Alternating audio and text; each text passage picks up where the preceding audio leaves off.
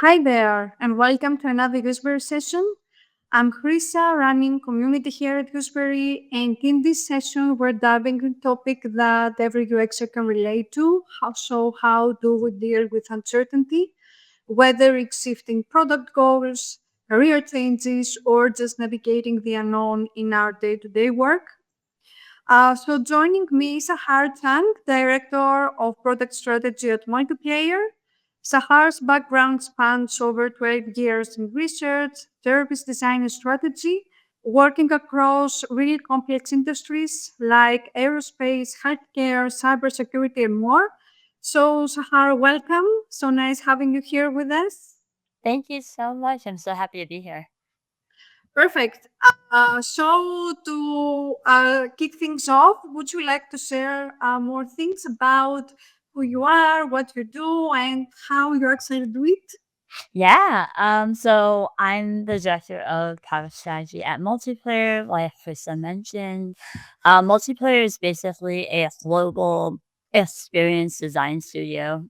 We have people all over the world working with us, and we work with companies all over the world, helping them with design and strategy and industrial design. Um, what's really kind of cool about our product strategy arm at Multiplayer is that it's kind of what we refer to our research and strategy craft within the studio. Mhm. Um, and we really have an emphasis on kind of moving from insights into really actionable recommendations and co-creation and business outcomes and all that fun stuff. Um, Mhm. and as you mentioned, I've had about 12 years experience, kind of across different related domains. Yes. Really Research complex and design. industries. Yeah. Yeah. I was a visual designer for many years as well. I think probably one of the most favorite places I've ever worked was NASA. That was like a really cool place to do service design. And I had to do that for many years, which is really great. But yeah, I live in the Washington D.C. area in the U.S. and I am just excited to chat with everyone today. Perfect. So the word uncertainty gets thrown around a lot, especially in UX, but it can mean so many different things. So if we had to define, let's say, this term, what comes to mind when you hear that word? Yeah, I think uncertainty is really such a like integral, inherent part of just the human experience. And so, we can't predict the future as much as we all would love to sometimes. Yeah, So true. I think there's always a little bit of uncertainty in just every day. But yeah, I think that, uncertainty can also show up in any part of our lives. It might be relationships, it might be your career, your health. It really can be anything. And so I think there's always this natural inclination that when you hear the word uncertainty, you're like, oh, that's a negative thing. Yeah, the collaboration is negative right from the Yeah. start. Yeah. And so I think that like over time I've come to see uncertainty very differently. I think it's not good or bad. I think it's just a necessary part of experiencing anything new. And that new thing can be good, it can be bad, it can be neutral. But I think without uncertainty, there's really no room to grow or Yeah. discover. And I think as US practitioners, that's like something we love to do. We love to Yeah, like yeah. learn new things and discover and like uncover, pain points. And so I think that uncertainty is such a big part of that. Yeah, basically, I think it helps you get out of your comfort zone. Yes, So absolutely. yeah, and that's where you get room for growth. Yes. So now zooming into your own experience, what has uncertainty looked like in your career? Were there any moments where it really stood out or shaped the way you work? Yeah, I think, UX, like I was just saying, like it shows up so much for us as UX practitioners, but it's such a human focused field. And so because uncertainty is so human, I feel like that it's so intrinsically connected. Um, Something that I've been telling kind of my team at work a lot lately is embracing this idea of being nimble. And what I really mean when I say that is I want us to be ready for uncertainty and be ready to pivot as we need to. Just being able to like kind of be quick on our feet because so everything something will happen, right? Something that we don't expect will always happen. And so how do we like shift and adjust to meet that, when it does happen? Mhm. Yeah, I think, there's a really good example of this. I think I mentioned earlier, I'm like the head of product strategy at Multiplayer, but that was we used to call that craft design research, and so we were a design research team. It was a team of researchers, but the reason we shifted over to kind of renaming the team as a product strategy team was because I would go into these like business development calls with prospective clients. And they were like, we don't want to talk about research. We don't want research. But then they would say, I need, and what they are describing is research. So it Exactly. almost was like that word was just like, I don't want to hear it. It's going to take too long. All these like, um, stereotypes of how people feel like research is slow and this and that. And so we kind of had this meeting with our executive leadership team, and we were like, why does that disconnect exist? Why do people hear that word and feel a certain way? But I also think part of it is research is a tool, it's an output, it's something that we do. But the thing that we are hopefully providing is actually the strategy, how to move forward with the insights. What do the insights mean to the product or to the experience? Mhm. Um, Yeah, exactly. yeah, so I think that, it was like I wanted to make that really clear that it's not like we're just gonna do research and it's like, all right, here you go, have fun, figure it out. It's Yeah, and and everything stops there. Yeah. yeah, it's like no, we're gonna go through the thinking, the creation, the ideation together. And so, the real outcome of our work is like what are the recommendations? What can we action on? What do we change or address based off of that? And so that was a really big part of kind of like that shift to just even renaming and not really even changing how like hopefully that's already how they work, right? So it's not even changing that. It's just like changing the frame that we look at the work. Mhm. Yeah, exactly. Yeah. Yeah. Um I think also just in general, like looking at the field of tech and like UX and the way that has been looking for the last like 3 years about product plans change all the time. I feel company strategies shift all the time, especially right now with AI. I feel like everyone's kind of like shifting strategy all the time. Yeah, yeah. Definitely org changes. So I think that all of that is really just uncertainty in different forms at work, right? And so I think a good example is I worked at a startup where I think they shifted their strategy 4 times in 1 year. Um, and I was like, "Oh, whiplash," like, but I think that's, like, the reality, especially in a startup. I think that's very not even that abnormal, but it was really the reality of, like, how can I stay flexible? I know there's gonna be uncertainty, so what are the ways I can navigate and still Yeah, trying to adjust. Yeah, Yeah. trying to be flexible and agile. Yeah. Yeah, exactly. So it's like, how can I like know that it's going to happen? Something will change, and that way I'm kind of ready. I'm ready to pivot and stuff. So, and then I think just with a hand with the tech industry right now, so many people are being laid off. So I've definitely been laid off. I was laid off in the end of 2023. Um, and that's like a whole different level, I think, of uncertainty in this current like market and like our field of US. And so Mhm. Yeah. I think with just like how saturated the market was even then, which I think is now even more saturated, I really couldn't like expect to find a job like just like that. And so it was just like, how can I be prepared? As much as possible, but of course, knowing that I'm gonna have to figure things out a little bit on the fly in the moment, Mhm. right?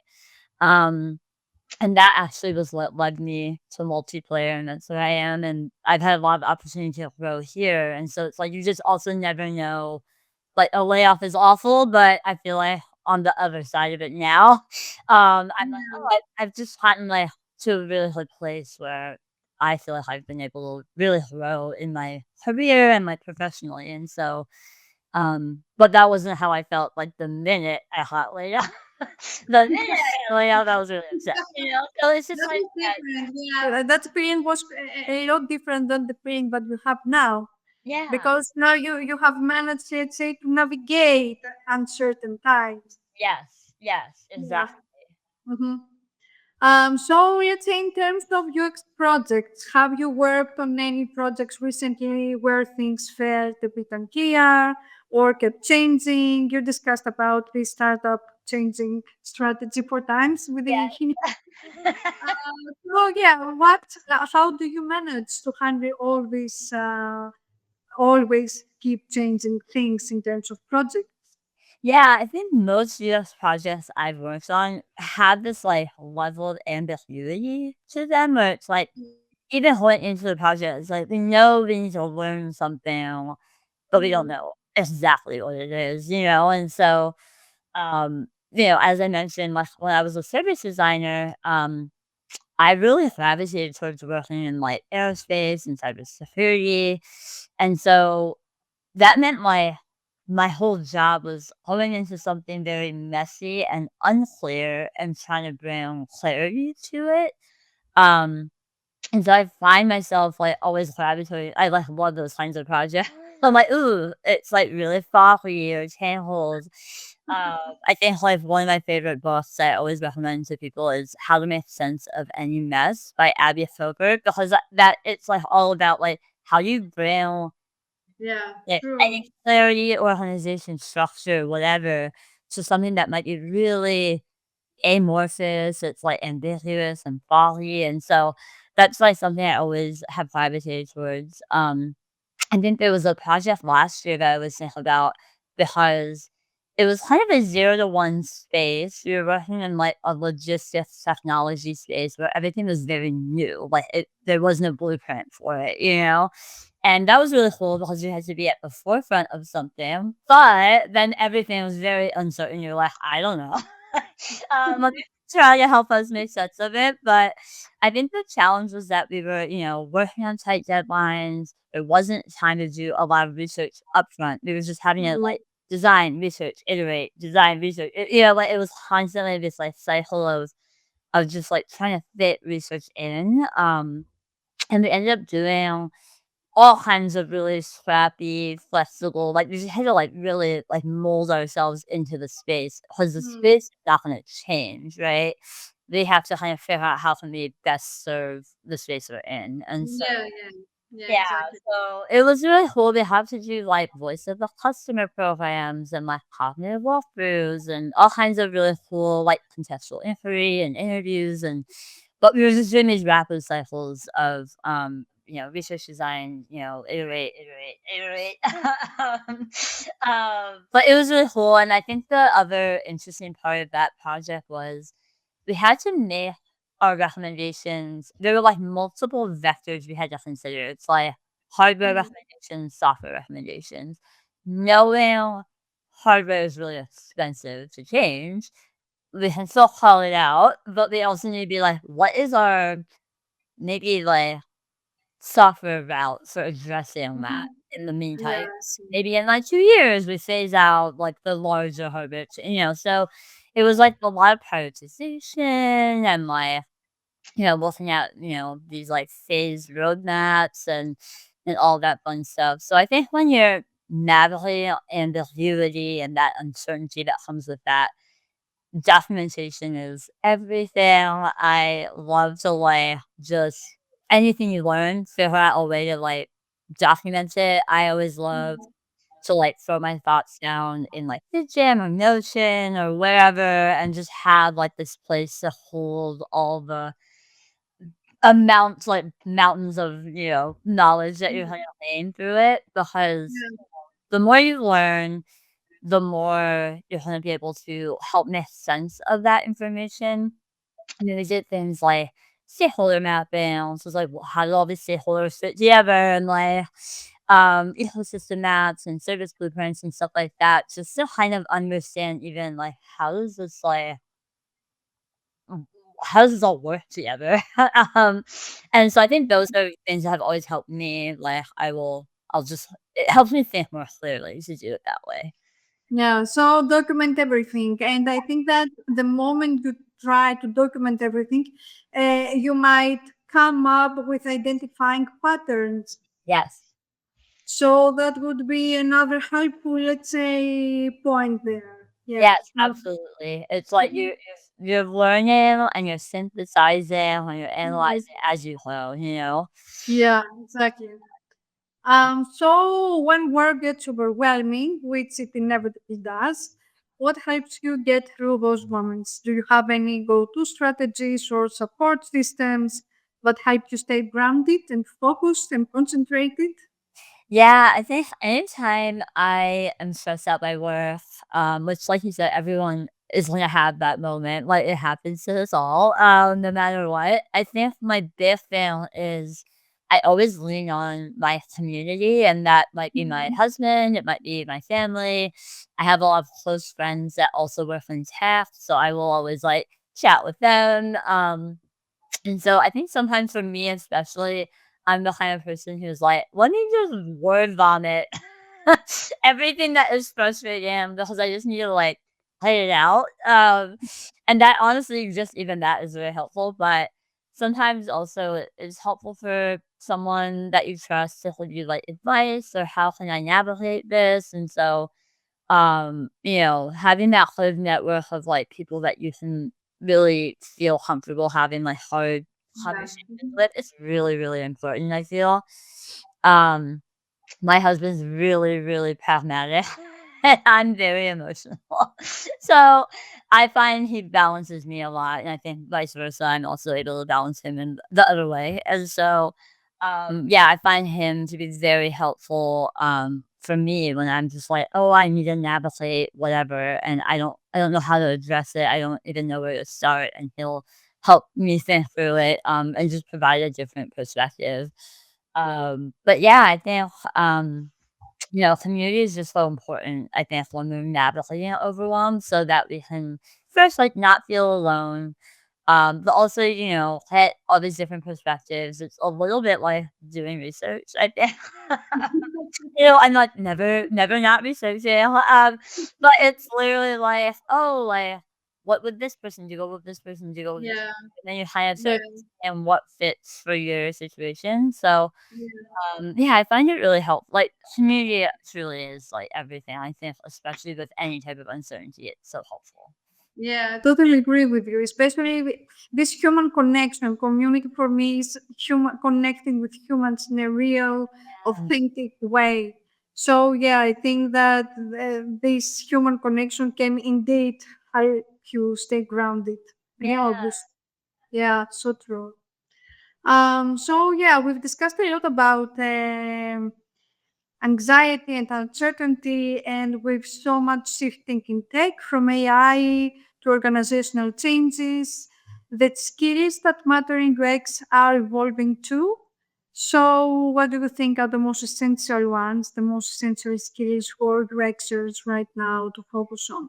Yeah, I think I'll always come back to this idea of, like, being nimble. I think, Mm, it feels very core, not only to UX, I think just in tech especially, but I think for us in UX with so much changing both in tech and in our field, being nimble is always gonna just be a good skill to hone and to kind of lean into, I think right now.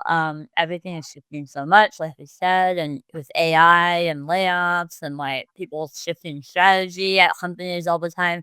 I think just being able to adapt and pivot swiftly has become more important than ever before. mhm. There's almost like having a startup mentality, but all anywhere. Anywhere. All the time. Right, yeah, but it doesn't have to be a startup, but I think that everyone's leaning into, like, what's gonna do fifthly, how can we, like, and so just being able to, like, kind of ride that wave a little bit more smoothly and not kind Mm, of participate as much. Um, and I don't even mean only being flexible. I think flexibility is really important, but also learning and growing. I think with AI, it's it's hard. It's like you use it or you don't use it, but you're gonna be having like this push and pull of like how much do I use it? How much mm, what do I use it for? What do I not use it mhm. for? And I Yeah. think that the UX practitioners who are kind of thriving right now are the ones who just try. Like they're figuring it out as we they're all figuring it out as we go, but they're like being open minded. Um in terms of just, like, skill sets, like, how can we supplement our skill set or our knowledge or just understanding something? Doesn't even have to be AI, anything. Anything new that they can, like, lean into is always gonna be Yeah. helpful, I feel, you know? Um and it's just about kind of like leaning yourself into maybe uncomfortable ways. But I think that another really, really important thing, this is something I talk to my team about all the time, is storytelling. You know, Mm, this is like, I think for research especially, but for design as well. It's how do we communicate with our stakeholders and mm, cross-functional partners are we trying to how can we articulate the value of our work? How can we help them make better decisions? But we have to be able to be all on the same page and speak in the same language. And I mhm. find that that's like a skill, like, that you kind of have to hone over time. Um and so it even, whether you're job searching or you're at a job now, I think being able to tell the story of, like, how your work affected X, Y, and Z and, like, what decisions were made because of the work you did, I think that's super important. We actually have something really cool at Multiplayer that we've been doing internally called the Speaker Series, and they every month will pick a theme. And we'll have, like, once a week, we'll have someone come from external to the company come and speak. And, we've been planning our September, or no, our August speaker series, and that's gonna be all about storytelling. So I'm super Okay. excited about that because I think it is an area that is not natural to most people, and I think that's very fair. Mhm. But it's something that you can, like, just through, like, exposure and practice, it's something you can start to hone and get better at, as with anything, right? And so, Yeah. yeah, something else we've been doing on my team that has been really helpful is something we call "Tell Me Why." And every 2 weeks, we'll have one person sign up, 10-minute presentation about a project, past or current, whatever. Um, and you just had 10 minutes to tell us about it. And the whole point of it was to help, especially our, like, juniors and intermediates practice telling a story when you present about a project, Mhm. present insights or recommendations. So I find that, like, a lot of times more junior US, people will, like, tell the story very chronologically. It's like, "I did this, Yeah. I did that," and like, that's not Yeah, correct. that I'm not engaged in the story because especially, let's say you're presenting to, like, a product manager, they don't know what you're talking about half like, they don't Mhm. know the methodologies and the exact, like, terminologies always, and so how do you tell a story that will resonate with them, and they hear it, and they ingest that information Mhm. and are able to make Mhm. decisions using it, and so it's been really cool to be able to see, like, we've had a couple people present once, they provide feedback every time, as a team, and then they'll do the same, project, but they'll present it very differently, like, in a month, and that has been really cool because you'll see, like, the shift in perspective, and then Yeah, you're like the difference. Yeah. like, "Ooh, this is a story," like, now I'm like, "Ooh, I wanna know more," so Yeah. that's always really cool. I think storytelling is gonna be a really big. Yeah, yeah, so interesting, and it's really valuable that you're incorporating the storytelling aspect in your thing. Yeah, really interesting. So how do you keep your career moving forward when it feels like there aren't many clear options? I What think was this the is what I mean, a process? lot of people are feeling right now where it's like, maybe you've been laid off or maybe you're working somewhere and there's just not that many jobs, and so you're like, "Well, I feel kinda stuck." Um, Mhm. and so my advice here is really just focus on what you can control, because you can't control Mhm. the state of the job market, like, that's beyond my control, right? Yeah. But you can control, like, what are you spending your time on? What do you wanna learn? How do you wanna grow in this time? Um I think, how do you connect with other people? How do you build Mhm. community in this moment? How do you stay plugged into what's going on with the industry or also like the field, the US field, the tech industry? And so I think there's just like small things that you can continue to do to kind of feel invigorated even when you may feel kind of stuck. Um, Mhm. I think with learning and development, let me talk about this, but, like, try to, like, lean into maybe a skill set that is maybe a little uncomfortable or different than what you would normally gravitate towards. There's lots of amazing books. There's a few awesome Rosenfeld media books that were released recently. One of them is Mhm. Stop Wasting Research. I love that one. But lots of really cool, like, resources like that. There's so many great webinars. Obviously, this is, like, kind of basically that, but, like, so many Mhm. free and paid webinars out there, lots of conferences. So it's just about, like, that dialogue of, like, what can I learn here? Who can I talk to about it? Like, having these conversations is also really helpful, as we navigate a lot of new there's just a lot of newness right now around Yeah. AI, I feel. And so it's like having the dialogue around that is so helpful. Building relationships is always gonna be important. I think in US, you know, relationship building is, I feel like one of the core parts of our job is like if we can Mhm. build relationships with everyone, then we're Yeah. gonna understand the company and our user base so much better from different perspectives, right? Like Yeah. I'm relationship with a product manager, but then like let me go talk to sales and let me talk to Mhm. customer service and our deployment team, so having like these like threads of like, relationship building throughout your company is so helpful because you're gonna learn so many different ways to look at the same thing, and I think that's Mhm. really Yeah, helpful. exactly. Mhm. Yeah, Yeah. um, and so I think that, whether you're job hunting or you're at a job right now, but you feel kinda stagnant, I think just, like, build relationships, build community outside of work, build community within work, there's lots of events and, like, design communities out there that you can join as well, so it's just kind of Mhm. finding ways to, like, connect with people. And then I think this is probably just, like, me, the researcher part of me, but I always am kind of keeping an eye on trends in what is going on in tech, what's, like, happening with, different industries, like, I used to work in cybersecurity, what's happening there, Mhm. just, like, Yeah. keeping an eye on things, when we navigate uncertainty, I think noticing trends and patterns is kind of comforting, I don't know why. Mhm. Because there's a little bit of, like, it's not all random, there's a little bit of, like, a pattern to it, and so it can help you make better decisions and just feel really well informed, and I think that always helps alleviate some of that unknown, like, fear of the Mhm. unknown kind of feeling. Yeah, yeah, that's true. Basically, trying to stay connected. I Yes. think staying connected, relatable, trying things. You can also try entering new communities that Yeah. are outside your comfort zone. Yeah, I love Um, that, yes. so yeah, I think this is our last question, and I love ending things on a hopeful note. So, if you could share something you've done lately that gave you a stronger sense of clarity or a stronger sense of confidence in your career journey, what would you share with us?